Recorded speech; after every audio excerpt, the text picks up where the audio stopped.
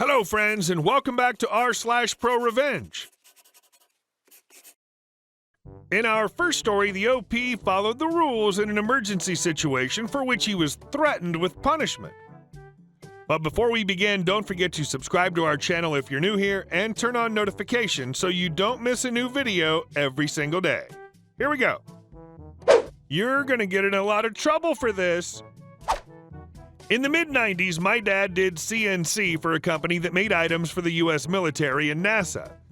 In the building he worked in, a lot of his coworkers would use the emergency exit for a fast route to the parking lot. It got so bad that the management chained the door so it couldn't be opened. The room was the storage area and had a forklift for moving pallets around.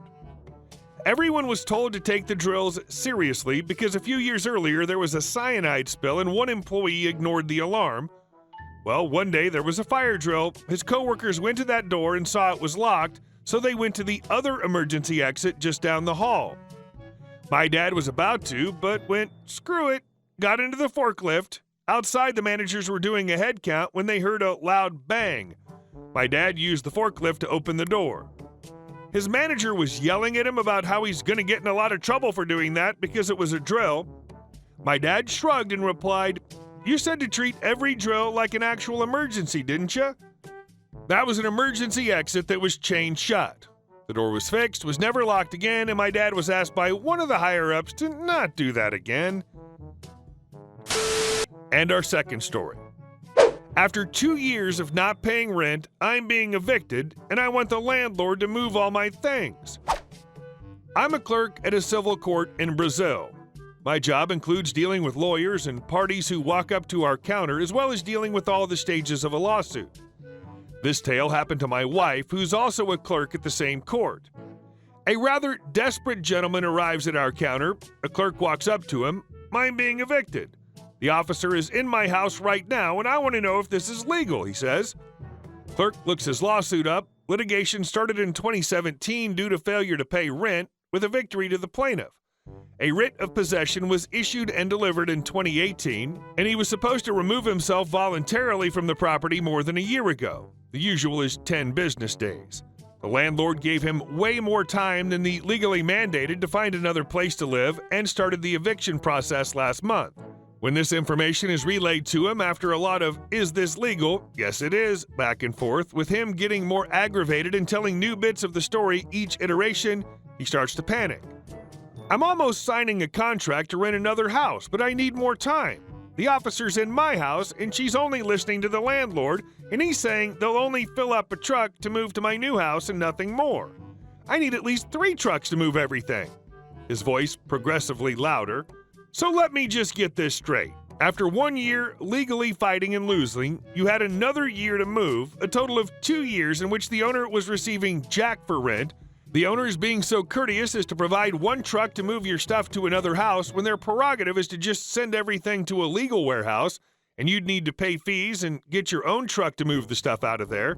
And yet you still want 3 GD trucks and even more time?" The officer's listening to the landlord because he's the winner. "You did, after all, fail to pay rent for more than 2 years now," the clerk states. "I know it, but she's not listening to me. I'm just saying I need more time and more trucks." The officer's even threatening to call CPS. The plot thickens. Turns out he has a 6-month-old living with his ex-mother-in-law in that house, but the baby's every need is being met, aside, of course, from having a roof over their head. No amount of explanation from the poor clerk seems to make him get out of the loop. She doesn't need to call CPS. I'll move soon, and she's only listening to the landlord and not me. After apparently 2 eons, he finally seems to understand that yes, this is legal, and no, the landlord is under no obligation to move his belongings to another house. He then leaves, muttering to himself, he could at least make the truck do 2 more round trips. The landlord was way too nice. I would have chucked all that stuff into the garbage truck after the first of the month. And our next story. Ungrateful family got what they deserved. To give you some background, I'm 26 years old. I've been taking care of my family my whole life, while they never really gave me anything back in return, especially the last 8 years. When I turned 19 years old, my grandparents and my dad passed away. All the expectations were put on me to go get a job, take care of my grandparents, then their place once they passed away until we could sell it, and basically handle all the stresses and responsibilities while my mom coddled my younger brother, 23 now, and they sat around watching TV all day because they couldn't handle it. Even up until recently, whenever they needed money for something, or a bill or whatever, I'd be the one to get a job, a second job, sell some of my crap while they did nothing except say, "Oh, thanks." Anyways, fast forward to today. I'm still living at home, taking care of my mom and brother. My mom finally got a part-time job only because she peed away all her inheritance money and has been working for a while. About a month ago, my brother gets a job. Yay, good for him. He tells me he's planning to move out with his girlfriend in about 6 to 12 months because he wants to get out on his own. I have no problem with that, so long as we all have a plan. The bills being split 3 ways is fine, but if one of us leaves, it's going to mess everything up for the other 2 people unless we have something set up. A week later, he moves out, then he denies ever saying any of that. Gets PO'd at me because even though I'm happy for him, it sucks because he's kind of effing things up for us. He calls me an a-hole, tells me to F off, and cuts me out of his life since I don't do crap, even though I've been taking care of both their butts for the last 8 years while he sits in his room all day eating taquitos and playing MapleStory.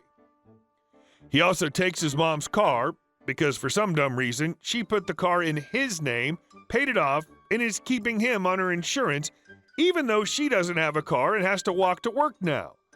She doesn't even get mad or try to talk to him. She just lets him do whatever, because apparently he's the good kid or whatever. So we're now in a bit of a crisis because we've got to figure out how to cover his 1/3 of everything.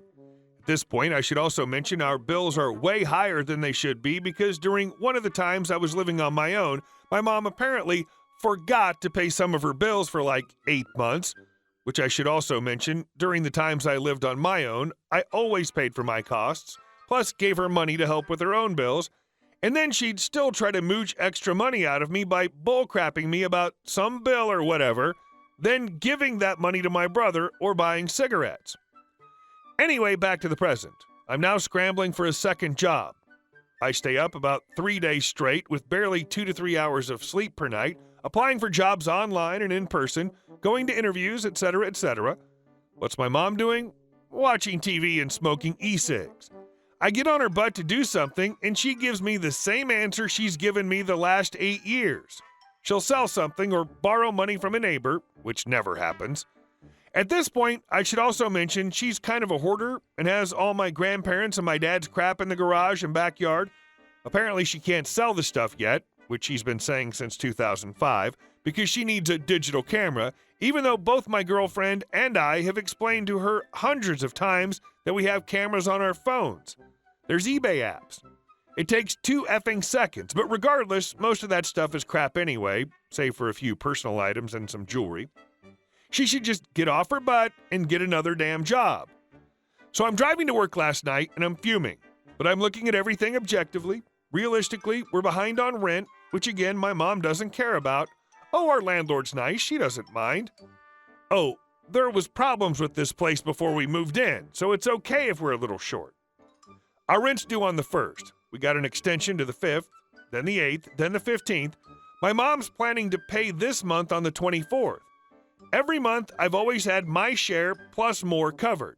It's always on her or my brother's end that the money isn't there. So I'm looking at this and I'm like, there's no effing way I can do this. Even if I get this month, what about next month and the month after that? I mean, yeah, I already work 7 days a week. I could get a 3rd, 4th, 5th job, but then I wouldn't have time to go to EMT school. I'd be making just enough to cover everything, but wouldn't have any extra money to get myself out and into something better. And at this point, I say, F it. I'm not paying a single penny more. I've got several offers from friends to move in with them for a 1/3 of what I'm paying now, no cost for utilities or anything else. I'm good to go. I'm taking my money and GTFO. But I'm not a complete a-hole. Not just yet anyways. This is going to benefit my mom as well as me because if she's not paying anything either, she can save up her money. She's probably got 30 to 90 days to GTFO, and even then she could milk that by squatting or whatever. That's thousands of dollars to get another place, get a cheap car, whatever, get her crap together. She's never really had to figure things out on her own because me or someone else would always fix everything.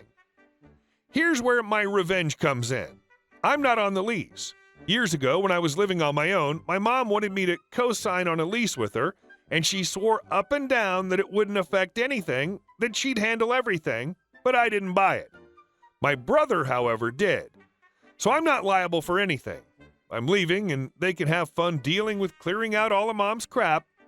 Oh, and they're required to have a professional cleaner come in and clean before they leave as well, which could be a bit costly considering my mom has a few cats that she lets do whatever they want and doesn't care.